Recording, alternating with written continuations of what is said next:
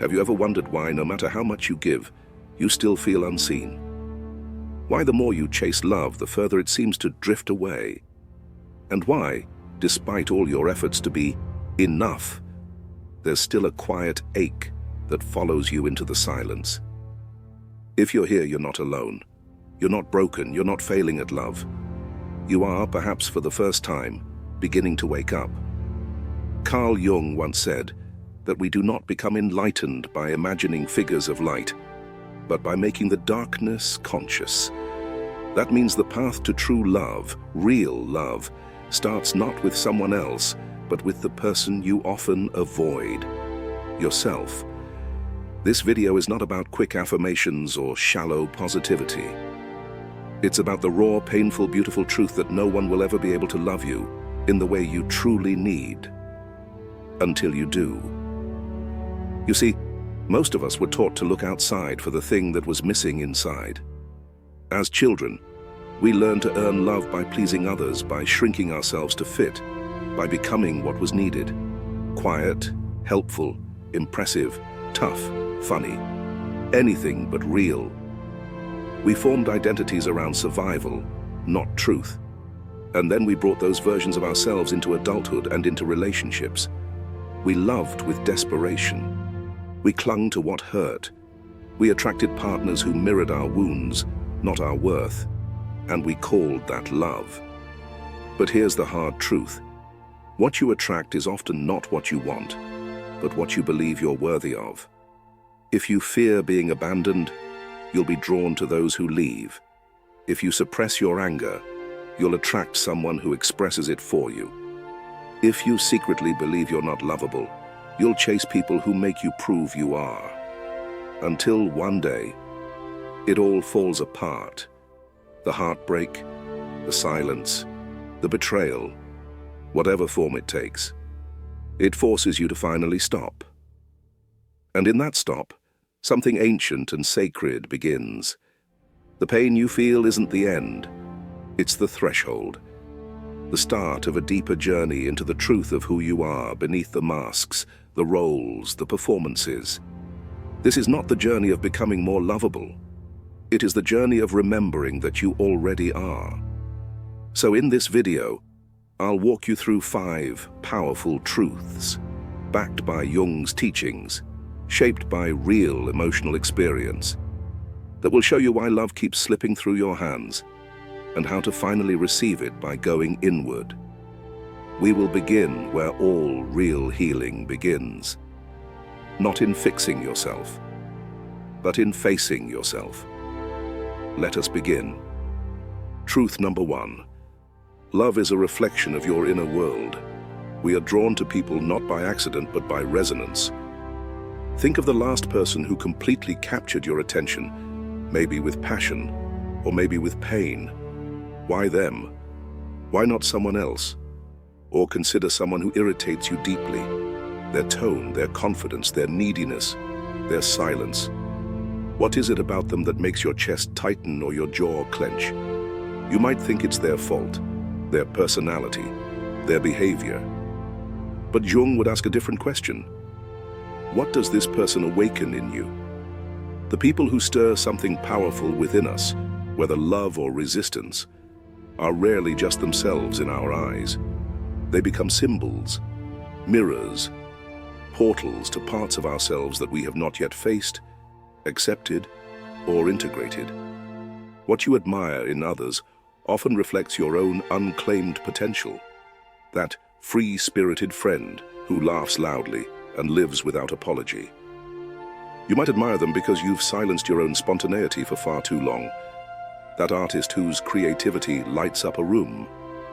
They might mirror the visionary inside you who's been hidden beneath self-doubt. On the flip side, what you despise in others is just as revealing. You judge someone for being arrogant, yet perhaps you fear your own desire to be seen and validated. You roll your eyes at someone's emotional outbursts, yet deep down, you might be ashamed of your own unexpressed grief. This is what Jung called the shadow, the unconscious parts of ourselves that we disown, deny, or project onto others. And in love, these shadows come alive. We don't just fall for people. We fall into patterns. We don't just argue with them. We confront buried wounds. We don't just feel chemistry. We feel unfinished business. That's why relationships are never just romantic. They're spiritual classrooms. They reveal us to ourselves. And the more unconscious we are of our inner world, the more chaotic our outer world becomes. It's not that others are inherently toxic. It's that they activate something unhealed in us. The moment we begin to observe instead of react, we gain power. When someone triggers you, ask yourself, what does this reflect back to me? Where does this live inside of me? You're not doing this to blame yourself. You're doing it to see yourself, clearly, honestly, and without shame. Because once you see the pattern, it no longer owns you. Instead of chasing people who reject you, you start healing the part of you that believed you deserved rejection. Instead of idolizing someone who feels complete, you begin to cultivate the parts of you that have long been exiled. Instead of fearing conflict, you use it as a mirror to uncover what still aches for resolution. This is what it means to bring your shadow into the light. It's not easy. It demands courage. It means dropping the illusion that love is something someone else gives you, and realizing it's something your own wholeness creates. As Jung said, until you make the unconscious conscious, it will direct your life, and you will call it fate. And when it comes to love, this is especially true. So the next time someone triggers you, pause, breathe, reflect. They might not be here to complete you or destroy you. They might be here to reveal you to you. Let's keep going.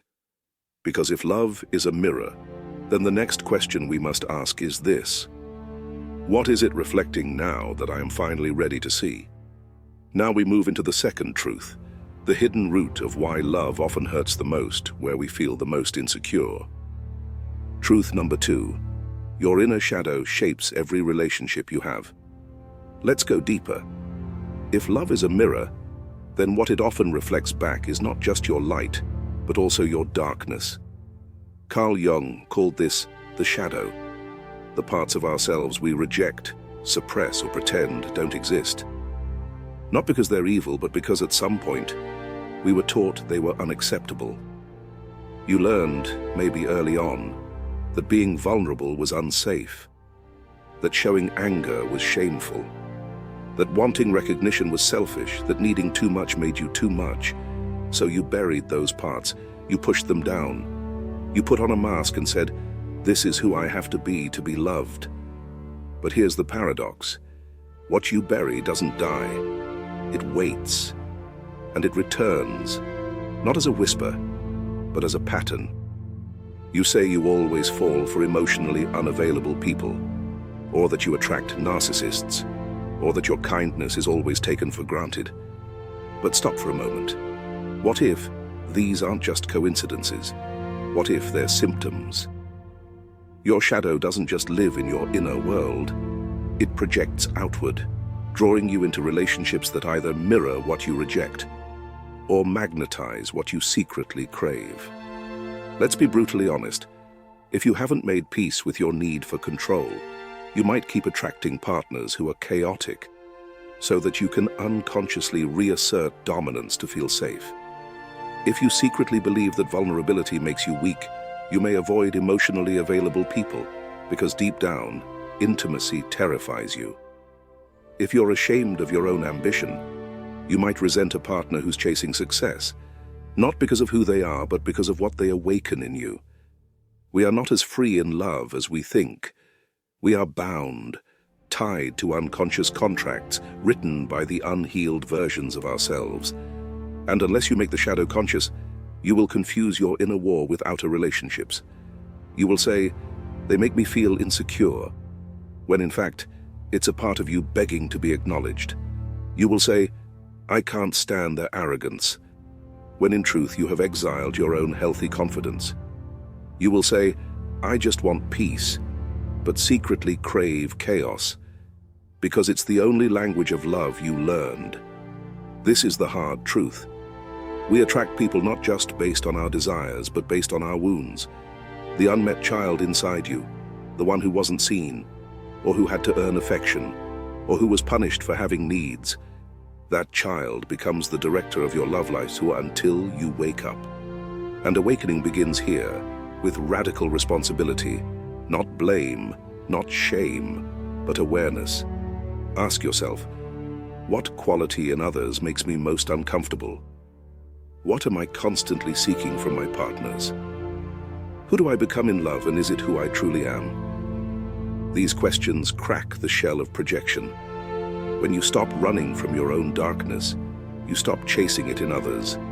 When you integrate what you once denied, relationships stop being battlegrounds and become sacred grounds. The shadow, once seen, becomes a guide. It no longer sabotages your love, it deepens it.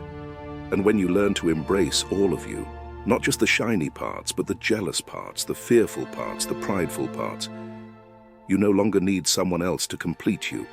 You become whole. And from that wholeness, love changes.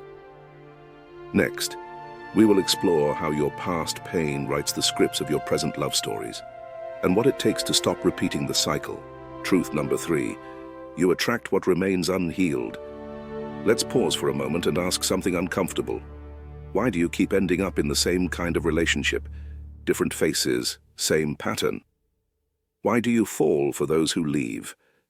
Why does every small disagreement feel like a war? Why do certain words, even when gently spoken, make you feel attacked? The answer isn't out there. It's not them. It's not bad luck or bad timing. It's a wound you haven't yet named. A story your nervous system keeps telling on repeat. And in relationships, that story becomes the script. Carl Jung once said, "Until you make the unconscious conscious, it will direct your life, and you will call it fate." You think you're choosing freely. But in truth, your past pain is choosing for you. If you fear abandonment, you'll feel drawn to people who are emotionally distant or inconsistent, because part of you is trying to redo the original wound, hoping for a different outcome. But instead of healing, you end up reliving. If you fear being controlled, you'll resist even loving advice, because any guidance feels like a threat to your autonomy, even if it's given with care. You don't respond to the person, you respond to the ghost behind them. And if deep down you believe, "I'm not enough," then the more someone loves you, the more uncomfortable you'll feel. You might push them away, sabotage the connection, or numb your feelings, because love feels unsafe when you still carry shame. Unhealed wounds distort perception. You see rejection where there's misunderstanding. You hear criticism where there's care. You anticipate betrayal even when none exists, because pain trained you to expect it. This isn't weakness. It's memory. Your nervous system remembers what your mind tries to forget. So instead of asking, "Why is this happening to me again?" ask, "What wound is this person touching? What belief about myself is being activated? What story from my past is replaying through this dynamic?" Strong emotional reactions in relationships are not just about the present. They're echoes, vibrations of something unresolved trying to speak. This is not about blaming yourself. It's about claiming your power. Because once you recognize the pattern, you can stop dancing to it. Once you name the wound, you can tend to it. Healing starts not when someone stops hurting you, but when you stop abandoning yourself. That means soothing the inner child who felt unwanted, listening to the version of you that was silenced, protecting your peace, even if that means walking away from the familiar pain. You attract what you haven't yet healed, not because you're broken, but because your soul is trying to find its way back to wholeness. Relationships aren't here to complete you. They're here to reveal you. They show you where you still ache, where you still hide, where you still don't trust your own worth. And if you dare to look at what hurts, not with judgment, but with compassion, you'll realize you were never unworthy. You were just unseen by people who didn't know how to love themselves either. And that's where real healing begins. Shall we go even deeper? In the next part, we'll explore how integrating your rejected parts sets you free to love and be loved authentically. Truth number 4. True love doesn't come from lack, it comes from wholeness. Let me ask you something you may have never asked yourself out loud. When you say you're looking for love, are you really looking for a relationship? Or are you hoping someone will finally make you feel enough? Be honest, is it love you're seeking, or is it permission to exist, to be chosen, to feel seen? There is a kind of hunger that masquerades as love. It says, if someone loves me, I'll finally be okay. If I matter to them, then I must matter. But that is not love. That is need. And Carl Jung would tell you, what begins in hunger ends in dependency. Because when you love from a place of lack, every smile is a lifeline. Every silence is a threat.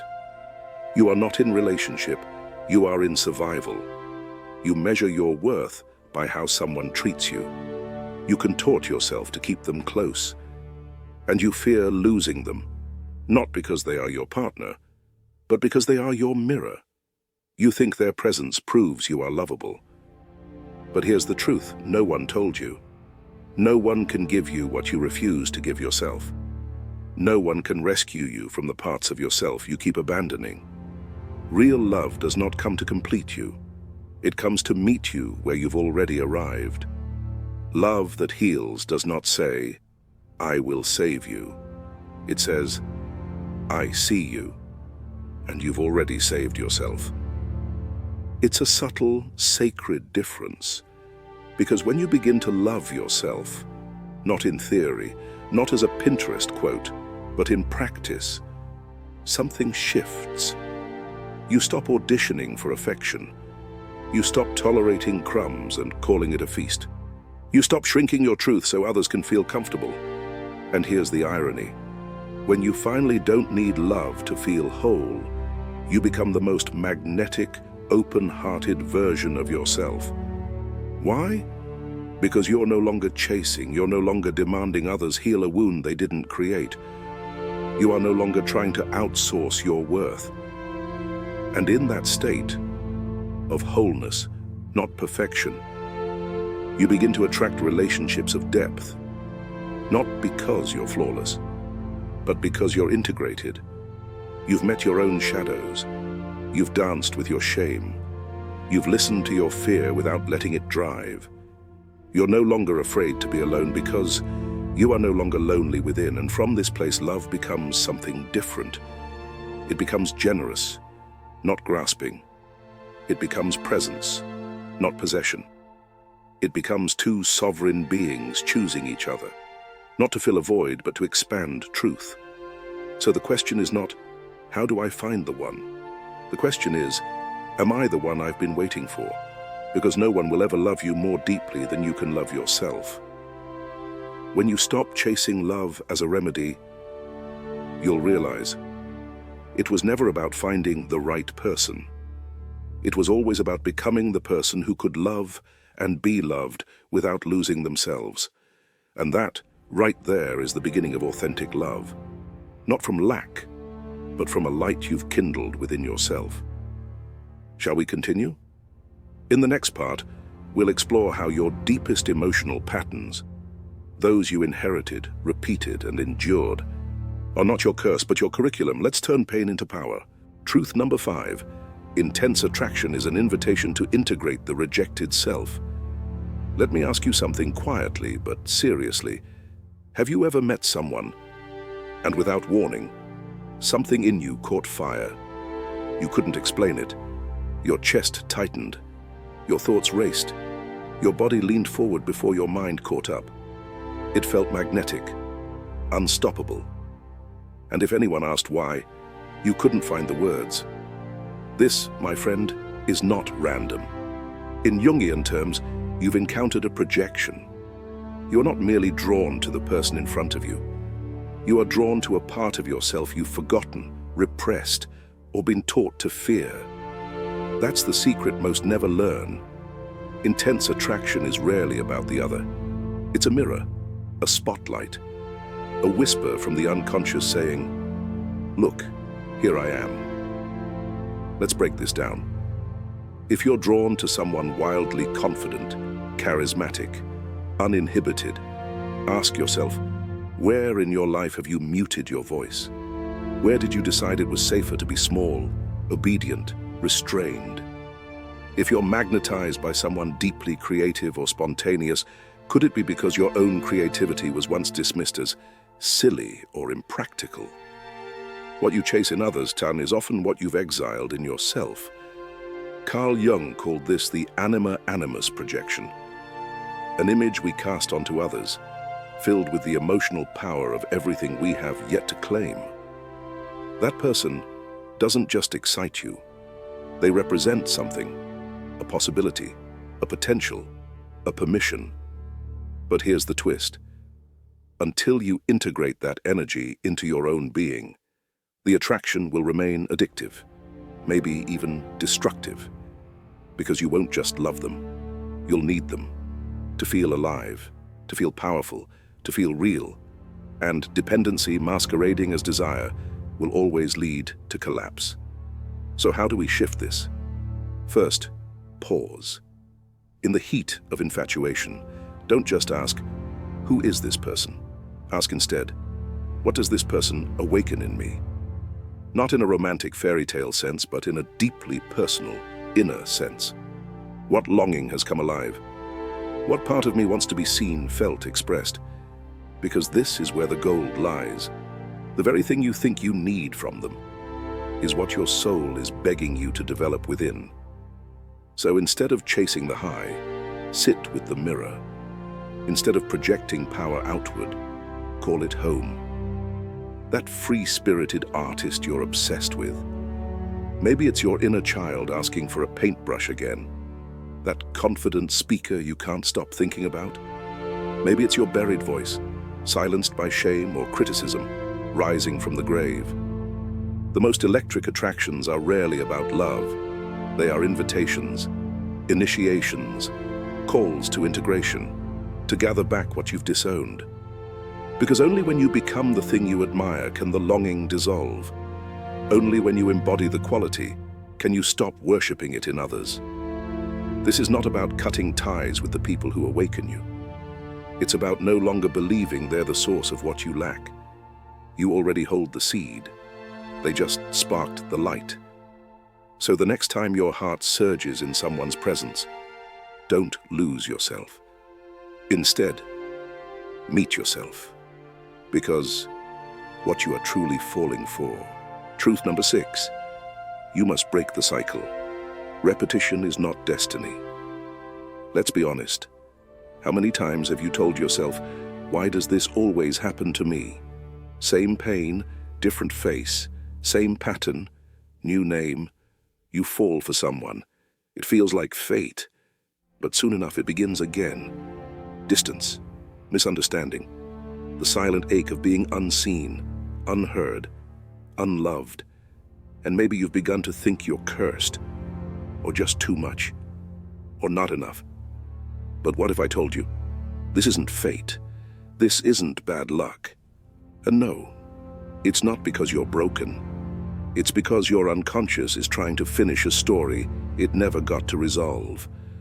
Carl Jung once said, "Until you make the unconscious conscious, it will direct your life, and you will call it fate." What does that mean? It means we don't just fall in love with people.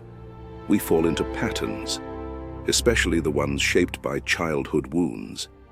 If you grew up feeling invisible, you may now feel drawn to people who overlook you.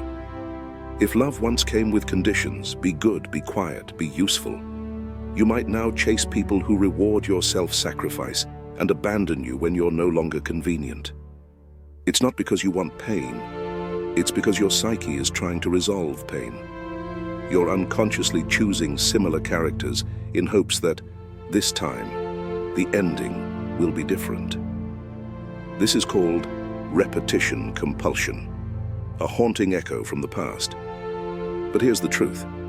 You will never heal the original wound by reenacting it. You will only deepen it unless you step out of the script completely. So how do we break the loop? It begins with recognition. Take a moment. Look at your relationship history not through guilt, but through curiosity. Who do you tend to be attracted to? What qualities do they share? What emotional needs do they repeatedly fail to meet? And most importantly, what version of yourself do you become when you're with them? Do you shrink to be loved? Do you overgive to feel needed? Do you abandon yourself to avoid being abandoned? Once you see the thread, you can start pulling it loose. The next step is conscious choice. You might not feel drawn to emotionally available people at first. Why? Because they don't match your familiar blueprint. In fact, peace might feel boring. Respect might feel suspicious. Love without chaos might feel unreal. This discomfort is not a sign that something's wrong. It's a sign that something new is trying to begin. And that's where courage comes in. You must dare to love differently, to sit with the unease of being treated well, to resist the pull of what's familiar, but destructive, to say, no more unfinished chapters. I am no longer the child trying to fix what couldn't be fixed. When you do this, not just once, but again and again, you begin to rewrite your pattern. And slowly, your nervous system learns that love does not have to come with pain, that you do not have to betray yourself to be chosen, that you can be safe and seen and still be whole. This is not about blaming the past. It's about ending its control over your future. Because when you stop repeating what hurt you, you begin remembering who you were before the pain. That, dear soul, is the true definition of freedom. Truth number 7. Love is not meant to make you happy. It's meant to wake you up. Let's shatter a comforting illusion. Love is not here to keep you constantly smiling, to soothe your wounds without question, or to rescue you from your loneliness. No, real love, the kind that shakes you to your core, does not come to entertain you. It comes to transform you. Carl Jung understood this well. He didn't see relationships as romantic fairy tales, but as mirrors, intense, soul-forging mirrors that show us the parts of ourselves we could never see alone. That's why love doesn't just make you feel good. It makes you feel everything. It confronts you. It holds up a torch to your shadow. It asks you to grow in ways you swore you weren't ready for. Because relationships, especially the ones that matter, are not just emotional experiences. They're spiritual classrooms. Each person you love becomes a teacher. Each conflict, a lesson. Each heartbreak, an initiation. When you fall in love, you don't just fall into intimacy.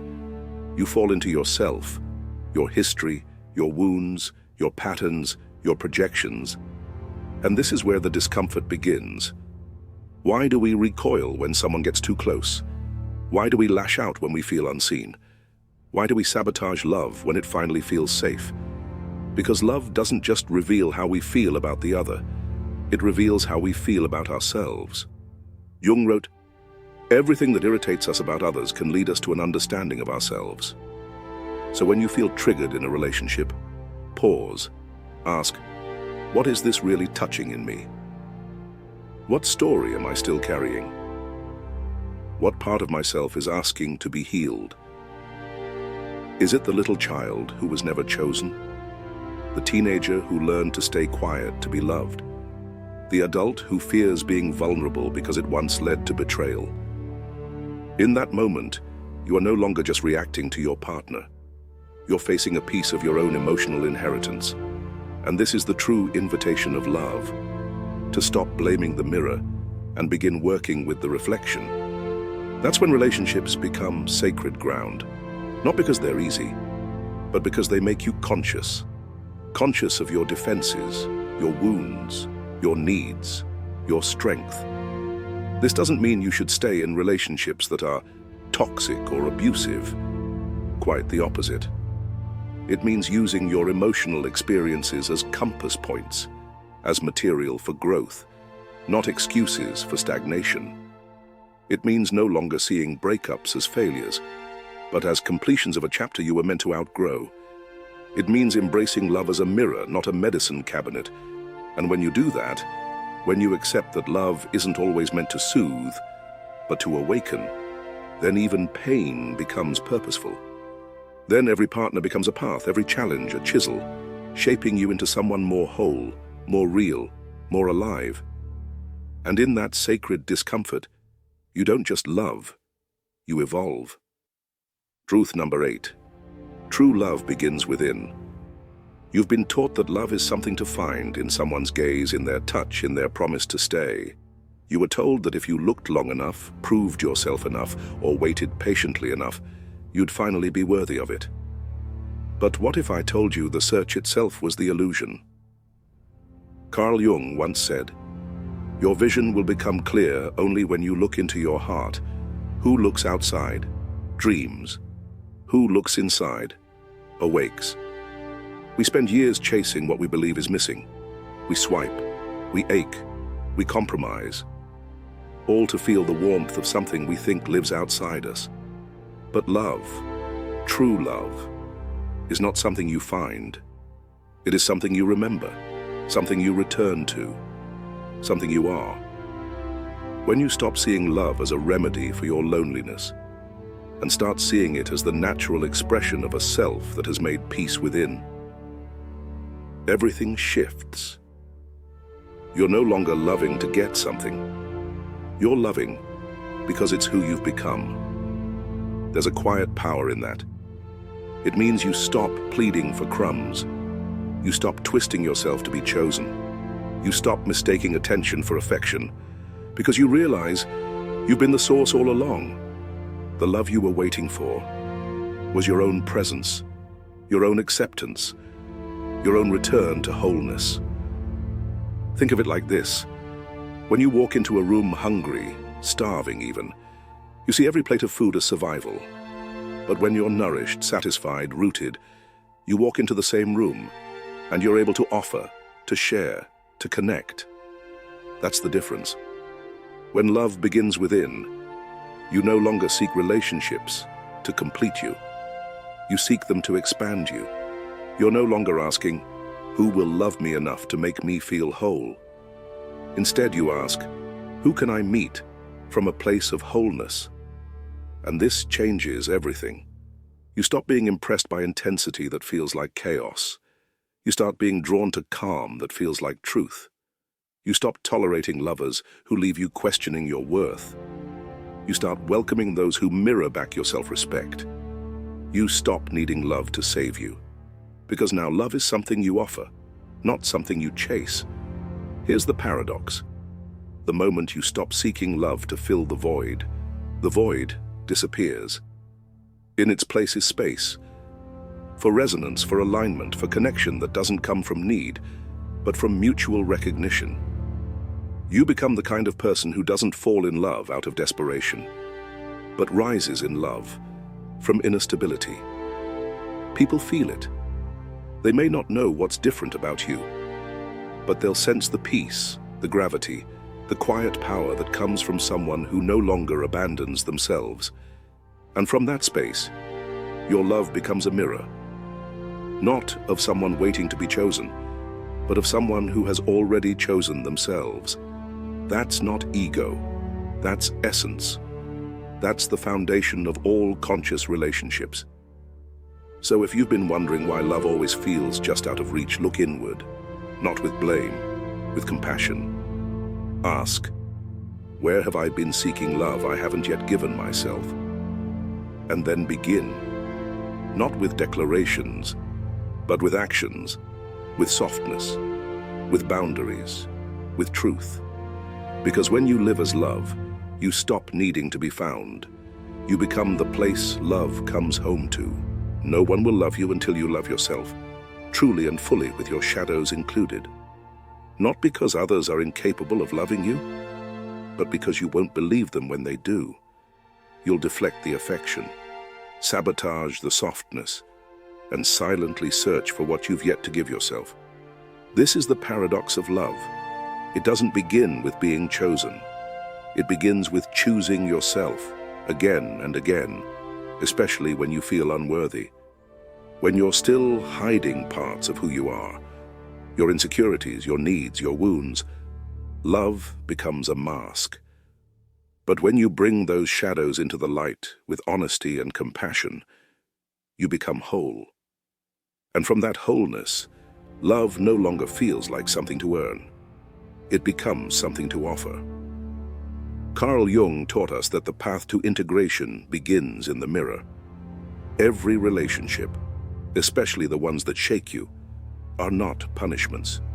They are invitations to see, to feel, to remember what you've forgotten about yourself. So, the next time you're triggered in love, don't ask, "Why are they doing this to me?" Ask, "What part of me is being asked to heal?" And when you feel deeply drawn to someone, don't ask, "What do they have that I don't?" Ask, "What part of me is waiting to be awakened?" Love is not something you receive. It is something you become. And the moment you stop chasing it outside yourself, the transformation begins. You start showing up in relationships differently, not from hunger, but from presence, not from fear, but from freedom. You stop needing to be completed, because you already are. Life application. When someone triggers you emotionally, pause. Write down what it reveals about you. Notice repetitive patterns in love. Ask, "What am I reenacting from my past?" Practice self-inquiry. What part of me still feels unloved? And what can I do to show it care? Instead of chasing love, practice embodying it daily through how you speak to yourself, how you treat your needs, and how you hold your own pain. The truth is simple, but not easy. Until you meet your own shadow with love, you'll keep meeting it in others through pain, confusion, and longing. But when you embrace that shadow, you become light. And that's when love finds you. Not because you were lost, but because you finally came home to yourself. If this message stirred something within you, a memory, a truth, a quiet ache you can no longer ignore, then don't walk this path alone.